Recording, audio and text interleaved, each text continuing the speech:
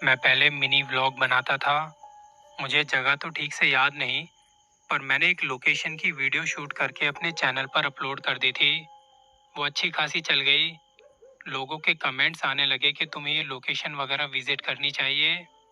उस टाइम पर मैं ऐसी ऐसी लोकेशंस पर जाता था जो 25 सालों से 30 सालों से बंद पड़ी है। आप इसी से अंदाज़ा लगा सकते हैं वो लोकेशंस कैसी होंगी। जब उन लोकेशंस पर जाने लगा तो वहाँ की कहानियाँ पता लगी। कितने मर्डर हुए हैं, पैरानॉर्मल एक्टिविटीज हुई हैं, किसी को कोई औरत दिखी जिस वजह से वो घर बंद पड़ा है। 400 गज का घर, 300 गज का, कहीं कोई फैक्ट्री बंद पड़ी है। ऐसी ऐसी लोकेशन की जानकारी मिलती तो मुझे एक्साइटमेंट हो जाती है कि जाके देखना चाहिए। देखिए, इस काम में एडवेंचर के साथ डर बना रहता है। जान माल के नुकसान होने का खतरा भी बना रहता है। मुझे याद है मैं एक लोकेशन पर गया था, स्लॉटर हाउस। अब स्लॉटर हाउस मतलब सिंपल सा है, जानवरों को काटने की जगह। लेकिन अगर हॉरर या थ्रिलर स्टोरीज में बात करें तो इसका मतलब थोड़ा बदल जाता है। यहाँ पे डर, खून, चीखें और मौत का भयानक मंजर नजर आता है। मेरे साथ वहाँ जो घटना हुई थी उससे पहले बताना चाहूँगा, मुझे उस जगह के बारे में दो लड़कों ने बताया था। मैंने उनसे पहले तो कहा कि मुझे उस जगह के बारे में थोड़ा बताइए, अगर पॉसिबल हो तो वहाँ की कोई वीडियो वगैरह बना के भेज दो। उन्होंने मुझे वहाँ की कुछ वीडियोस का कंपाइलेशन बना के भेज दिया। मुझे भी वो जगह इंटरेस्टिंग लगी कि जाके देखना चाहिए। वो जगह कुछ इस तरह की थी। एक लाल सी बिल्डिंग है और काफ़ी एरिया में फैली है। बड़े से कॉरिडोर थे उसके। एक जगह पर बड़ा सा छेद था जहाँ एग्जॉस्ट फैन लगा था। उसने मुझे बताया काफ़ी पहले यहाँ काम चलता था। अब तो खैर काफ़ी सालों से बंद पड़ी है ये जगह। यहाँ कोई नहीं आता जाता। मैंने उस लड़के से कहा कि रात में आने जाने के लिए किसी से परमिशन वगैरह तो नहीं लेनी पड़ेगी।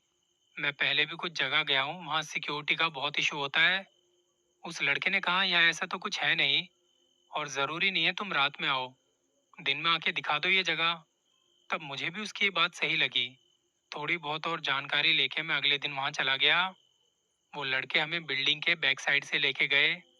कहते आप वीडियो रिकॉर्ड करना शुरू कर दें। मैं चौकीदार को देख रहा हूँ, वो बिल्डिंग के फ्रंट साइड में बैठा है। करीब शाम के 5 बजने को थे। मैं अंदर गया तो पहले तो मुझे कुछ ना दिखाई दे। अंदर बड़ी मशीन थी और धूल ही धूल। इतने में पता नहीं कैसे चौकीदार को पता चल गया अंदर कोई है। उसने शोर मचा दिया। कहता तुम लोग यहाँ क्या कर रहे हो। हमने उसे कहा कि ऐसे ऐसे आए हैं और थोड़ी बहुत वीडियो रिकॉर्ड करके चले जाएंगे। अब यहाँ आके मुझे पता चला कि आसपास कुछ और भी स्लॉटर हाउस है, जिनमें से तो कुछ आज भी वर्किंग है। वहाँ से नॉनवेज वगैरह बड़े बड़े ढाबों में जाता है। चौकीदार ने हमें कहा था कि अंधेरा होने से पहले निकल जाना और ज्यादा किसी चीज को छेड़ना मत। वो लड़के हमें जगह विजिट करा रहे हैं। इन दोनों लड़कों में से एक के बारे में बड़ी मिस्टीरियस बात आपको बताऊंगा। उसका बिहेवियर बड़ा अजीब सा था। मैं अपना व्लॉग बनाने में लगा हूँ।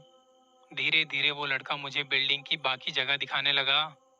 बिल्डिंग में एक स्ट्रक्चर था बहुत बड़ा सा, जैसे शमशान घाट होते हैं। ऊपर से वेंटिलेशन वाली साइड बड़ी खुली सी होती है ताकि धुआं बाहर जाता रहे। कुछ ऐसा ही था वहां पे भी। मैं सोचता यहाँ इतनी ऊंची छतों की क्या जरूरत है। वो जगह बहुत गंदी सी, बदबू आ रही थी। मैं आसपास देख ही रहा था कि वो लड़का बोला, भैया आपको पता है यहाँ काले जादू होते हैं। ये मुझे वो छोटा वाला लड़का बता रहा था। वो दो बंदे थे और हम भी। हाथ के इशारे से कहता कि भैया ये वीडियो भी दिखाइए, वो भी बनाइए। वहीं दो नालियां बनी थी जिनमें जानवरों का वेस्ट बहा दिया जाता है। वहां हमने देखा कि कुछ जला हुआ सा सामान पड़ा है। ताबीज हैं, धागे पड़े हैं, कुछ हड्डियां भी थी। वो कुछ न कुछ बताए जा रहा था और मैं अपना कंटेंट बनाने में लगा रहा। पर मेरा दोस्त पीछे से सब नोटिस कर रहा है। यहाँ से वीडियो बना के हम एक और जगह आए जहाँ पर कुछ बकरों की खोपड़ियाँ पड़ी थी। मैं उसकी भी वीडियो बना ही रहा था कि वो लड़का बोलता है, आओ मैं आप लोगों को एक खतरनाक चीज़ दिखाऊं। जो भी चीज़ें होती जा रही थी वो लड़का हमें बताता जा रहा है। उसको पहले से ही उसके बारे में कैसे पता था। मुझे लगा ये लड़के यहाँ आते रहते होंगे, शायद इस वजह से जगह को अच्छे से जानते हो। उस छोटे लड़के ने मेरे दोस्त को एक कहानी सुनाई। कहता एक जमाने में यहाँ बच्चों को भी लाते थे, उनके बॉडी पार्ट्स निकाल के बेच देते। कुछ लाशें भी मिलती थी यहाँ से। उस टाइम पर यहाँ कुछ बच्चे जैसे खेल खेल में या गलती से आ गए। 3 बच्चे गायब हो गए थे जिनके बारे में आज तक कभी पता नहीं चला। मैं कहता यार ये बड़ी खतरनाक बात है कि बच्चे कहाँ गए। वो लड़का आगे चलते हुए मेरे दोस्त को बता रहा है, पता है आगे एक लाश भी पड़ी हुई है। मैं दिखाऊं कहाँ पे है। यहाँ से मेरे दोस्त ने ध्यान देना शुरू कर दिया कि यार ये जो भी बता रहा है वो एक्चुअल में हो रहा है। मैं व्लॉग बनाने में इतना मगन था कि मेरा उस तरफ ध्यान ही नहीं जा रहा। वो लड़का कहता जहाँ लाश पड़ी हुई है मैं तुम्हें दिखाता हूँ, भैया से कहना उसे भी रिकॉर्ड करें, अच्छा कंटेंट बनेगा। मेरा दोस्त मुझे कहता है ये लड़का पागल तो नहीं है। मैंने कहा अभी मस्ती कर रहा है, कुछ नहीं है। धीरे धीरे अंधेरा होने लगा था और मैंने कहा कि अब थोड़ा बहुत शूट करते हैं फिर चलते हैं। बैटरी भी जाने को थी। वो लड़का बिल्डिंग में एक और जगह ले गया जहाँ बड़ी बड़ी मशीनें लगी थी।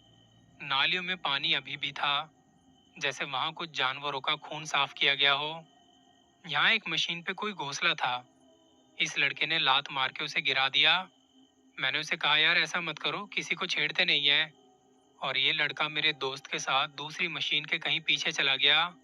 उनका पैर किसी कांच पर पड़ा तो मुझे आवाज आई। मैंने कहा यार तुम लोग साथ ही रहो, ऐसे अलग अलग मत जाओ। उस मशीन के पीछे जब वो दोनों गए तो मेरे दोस्त ने देखा कि वो छोटा लड़का एक पतली सी जगह के अंदर अपना मुंह घुसा के कुछ बड़बड़ा रहा है। दोस्त ने नोटिस कर लिया था। वो उसके पास गया और गुद्दी पर एक मारा, तुम ये क्या कर रहे हो, किससे बात कर रहे हो। वो लड़का कहता है ऐसा मत करो, तुम्हें बहुत मुश्किल हो जाएगी, मैं अपने फ्रेंड से बात कर रहा हूँ। पर उसका फ्रेंड तो यहाँ मेरे साथ था जब मैं शूट कर रहा हूँ। मेरा दोस्त आके कहता है यार भाई मुझे ये छोटा लड़का कुछ सही नहीं लग रहा, इसके साथ कोई चीज है। मैंने कहा तू देख उसे, वो क्या कर रहा है। छोटा लड़का दोस्त को कहता है अच्छा मैं यहाँ की कुंडी लगा दूँ, व्लॉग में लोगों को दिखाएंगे तो अच्छा रहेगा। कहता कि नहीं नहीं ऐसा कुछ नहीं करना। अच्छा तो जो आपका दोस्त वीडियो शूट कर रहा है उन्हें डराएं, भाई ऐसी हरकतें क्यों ही करनी है। उसने जल्दी से कुछ पत्थर उठाए के भैया को डराते हैं। मेरा दोस्त बताता है उस लड़के ने अपने हाथ से दोगुना बड़ा पत्थर एक हाथ से बड़े आराम से उठा लिया और सीधा छत की तरफ फेंक दिया। पहले तो उस पत्थर को एक हाथ से उठाना ही बड़ी बात थी, और उसने जितनी ऊपर फेंका वो कोई नॉर्मल बंदा तो कर ही नहीं सकता। पत्थर फेंकने की आवाज आई तो मैं गया देखने। मैंने कहा ये पत्थर किसने फेंका। वो लड़का कहता मैंने उसे कहा ये फालतू की हरकतें मत करो, ये हमारे गले पड़ जाएंगी, भगवान ना करे किसी को लग जाए या कुछ हो जाए तो। मैं अंदर था, मुझे लग जाता तो तुम क्या करते। हम चारों एक बड़ी सी मशीन के सामने खड़े हैं। उस मशीन में एक स्टील की बड़ी सी ट्रे थी और हमारे सामने उस ट्रे पर कुछ लगा। हम एक दूसरे की तरफ देखने लगे क्योंकि ये हम में से किसी ने भी नहीं किया। यहाँ मैंने कहा कि अब चलते हैं। धीरे से दोस्त को पूछा सही बताओ, ये तुम में से किसी ने नहीं किया था ना। इतने में एक और पत्थर आया और सीधा दरवाजे पर लगा। मैं उन पे गुस्सा करता हूँ, तुम लोग पागल वागल हो गए हो क्या, नहीं करो ऐसी मस्तियाँ, कुछ बड़ी मुसीबत आ गई तो क्या करेंगे। वो कहते नहीं नहीं भैया हम नहीं कर रहे। मैंने कहा तुम्हारी उस हरकत के बाद से ये सब शुरू हुआ है और तू ध्यान क्यों नहीं रखा इन दोनों का। मैंने अपने दोस्त को डांट दिया। मेरे मन में एक बार भी ये सवाल नहीं आया था कि इन लड़कों ने हमें बुलाया है। इसकी प्लानिंग पहले से ही तो नहीं की गई, हो सकता है इनके साथ कोई और भी हो। इतने में एक बड़ी हड्डी मेरे साथ वाली दीवार पर आके बड़ी जोर से लगी। ये मान लो अगर वो किसी को लग जाती तो बहुत गंभीर चोट आ सकती थी। चीजें कहाँ से आ रही हैं कुछ पता नहीं चल रहा। मेरे दोस्त ने कहा कि भाई सीरियस हो जा, ये मजाक मस्ती का टाइम नहीं है, ये काम हम में से कोई नहीं कर रहा। वो कहता है जब हम कोई लोकेशन विजिट करते हैं, इन्वेस्टिगेट करते हैं, तो पहले परमिशन लेते हैं कि हम तुम्हें नुकसान नहीं पहुंचाने आए वगैरह वगैरह। मैंने कहा मुझे लगा था शाम का टाइम है, कुछ वीडियोस बनाएंगे और चले जाएंगे। वो कहता तूने गलत किया, अब क्या पता उन्हें कौन सी बात बुरी लग गई हो। मैंने कहा इस लड़के को लेके अंदर चलो, इसके हाथ से उठवा के वो घोंसला रखवाते हैं, माफी मंगवाते हैं, दोबारा ऐसा कुछ नहीं होगा, हम जा रहे हैं। हम अंदर गए, उसे मशीन पे चढ़ाया और कहा कि 3 बार माफी मांगो। वो भी ऐसे हो गया कि भैया मुझसे ये क्यों करवा रहे हो। हंस रहा था, पर वो हंसी नॉर्मल नहीं, बड़ी अजीब सी थी। यहाँ माफी मांगने के बाद जहाँ पत्थर फेंक के मारा था वहां भी गए और माफी मांगी। इतने में 2 बड़े पत्थर और हमारे पास आके गिरे। समझ नहीं आता, मतलब पत्थर आ रहे हैं पर किसी को लग क्यों नहीं रहे? इस जगह पर कुछ बातें ऐसी हुई जो मेरे दोस्त ने मुझे बाद में बताई थी। उस छोटे लड़के ने मेरे दोस्त को कहा था कि देखना, अभी बारिश होगी। तब उसने बात सुनी अनसुनी कर दी। दोस्त उस वक्त मुझे कुछ बता नहीं रहा था, बस इशारे कर रहा है कि ध्यान रख। इस बीच एक घटना हुई जिसके बारे में बाद में पता चला। वो छोटा लड़का मेरे दोस्त को कहता है, जो चीजें तुमने नोट कर ली हैं वो तुम अपने वीडियो वाले दोस्त को मत बताना। तुमने मुझे देख लिया है ना? वो नोटिस कर रहा था फिर भी उसे बोलता है कि हाँ देख लिया है तो क्या करेगा? वो अजीब तरह से मुस्कुराते हुए कहता है, मैं तुम्हारे साथ वो कर सकता हूँ जो तू सोच भी नहीं सकता। याद रख, उसे बताएगा तो पछताएगा। उस लड़के का वो रूप देख के वो भी डर गया, और इसी डर के चलते वो मुझे कुछ नहीं बताता। जब हम लोग जाने ही वाले थे, दोस्त मेरे पास आके मेरा हाथ पकड़ के बहुत धीरे से कहता है, अभी जिस दरवाजे से हम आए हैं ना, देख वहाँ कोई खड़ा है, रिकॉर्ड कर। मैं एक्साइटेड होके कहता, कहाँ पे, कौन खड़ा है? वो अपने ऊपर हाथ मारते हुए कहता है, इतना तेज भी नहीं बोलना था, ये काम खामोशी से भी तो कर सकते थे। इस टाइम अंधेरा भी होने लगा था, और तब वो छोटा लड़का आके कहता है, भैया वो देखो, सामने कुत्तों के पास कोई खड़ा है। हम यहाँ से देख रहे हैं, हल्की सी झलक तो हमें भी लग रही है, और उस लड़के को पता नहीं कैसे वो सब कुछ नजर आ रहा है। यहाँ उसका फ्रेंड कहता है, भैया अब अंधेरा हो चुका है, आप अंदर जाके वीडियो शूट करके दिखाओ, दम है तो आपको मान जाएंगे कि आप व्लॉग शूट करते हो। मैं उसकी तरफ देख रहा हूँ। मेरा दोस्त धीरे से गर्दन हिलाते हुए कहता है कि मना कर दे। मैंने उन लड़कों से कहा कि बैटरी ड्रेन हो चुकी है, अगली बार पूरी तैयारी के साथ आऊँगा तब वीडियो शूट करेंगे। हम वहाँ से निकलने लगे, वो छोटा लड़का मेरे साथ ही था। मुझे ये डर था कि ये कोई ऐसी वैसी हरकत ना कर दे जिससे बात मुझ पर आ जाए। मैं उसके गले में हाथ डाल के चल रहा हूँ। वो अपनी गर्दन मेरी तरफ घुमा के मुझे बड़ी अजीब तरह से देख रहा है। तब उसका दोस्त हमारे पीछे ही चल रहा था। मैंने उसे बुलाया कि इसे क्या हो रहा है, ये ऐसे क्यों देख रहा है? यहाँ उसने एक और कहानी सुनाई। भैया पता नहीं इसके साथ ना कुछ होता रहता है। मैं इसको मना कर रहा था कि यहाँ पर ना आए, लेकिन जब इसे पता लगा कि आप आ रहे हो तो जिद करने लगा कि मैं भी जाऊंगा। मैंने पूछा, इसको कहीं दिखाया कि नहीं? वो कहता है, इसका इलाज करवाया था, कुछ दिनों तक ठीक रहा, पर यहाँ आया है तो फिर से कुछ हो गया है। उनकी बातों से समझ नहीं आ रहा था कि ये मस्ती कर रहे हैं या असल में कुछ है। वो लड़के हमें जहाँ मिले थे हमने उन्हें वहाँ छोड़ा, और फिर हम दोनों भी घर के लिए निकल गए। पूरे रास्ते हमारे बीच यही बात होती रही। हमारे यहाँ रास्ते में एक छोटा सा मंदिर पड़ता है। हम हाथ वाथ धो के मंदिर गए और वहाँ बैठ के बातें करने लगे। दोस्त कहता, वो छोटा लड़का जो भी कह रहा था वो सब हो रहा था। अगर हम वहाँ से नहीं निकलते तो ये चीज़ें और भी खतरनाक हो सकती थी। मुझे लगता है ये प्रॉपर प्लान था हमें वहाँ बुलाने का। मैंने कहा, जब तुम सब नोटिस कर ही रहे थे तो तुमने मुझे क्यों नहीं बताया?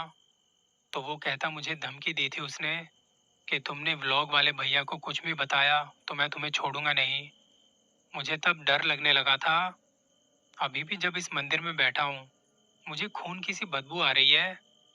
मैंने उससे कहा कि देख, सामने दरबार है, वहाँ बैठ, मन को शांत कर, सब ठीक हो जाएगा। हम इस बात को लेके श्योर तो नहीं है, पर हो सकता है हम एक पोजेस्ड लड़के के साथ थे। अंदर जितनी भी एक्टिविटी हुई वो उसी ने करी थी। बाद में हमारी सोच सोच के हालत खराब के अगर वो लड़का वहाँ कुछ कर देता तो कुछ भी हो सकता था, शायद किसी को पता भी ना चलता हम कहाँ गए। इसके बाद हमने कुछ नेटवर्क बनाए कि अगर हम किसी भी लोकेशन पर जा रहे हैं तो उन्हें पता होना चाहिए हम कहाँ पर हैं। इमरजेंसी सिचुएशन में ये बहुत काम आता है। पैरानॉर्मल इन्वेस्टिगेशन वीडियो देखना अलग बात है, पर अगर उस लोकेशन पर जब आप प्रेजेंट हो, वो एक्सपीरियंस बड़ा खौफनाक होता है। जब हम दोनों बैठे थे तो मैंने उसको कहा कि अच्छा हुआ तुमने उस लाश वाली बात को टाल दिया। सोचो अगर वो लाश को निकाल के हमारे सामने आ जाता तो हम क्या ही करते उसका। उस टाइम पर कोई एक्टिविटी हो जाती तो कुछ भी हो सकता था, कुछ भी। थोड़ी देर मंदिर में बैठे रहने के बाद हम चले गए। हमने फिर कभी वो लोकेशन दोबारा विजिट नहीं करी। मन में यही था कि अगर कोई एंटिटी हमें पहचान गई कि हम यहाँ पहले भी आए थे तो हमारे लिए बड़ी मुसीबत हो सकती है। इन्वेस्टिगेशन कभी भी आसान नहीं होती, फिर चाहे वो नॉर्मल हो या पैरानॉर्मल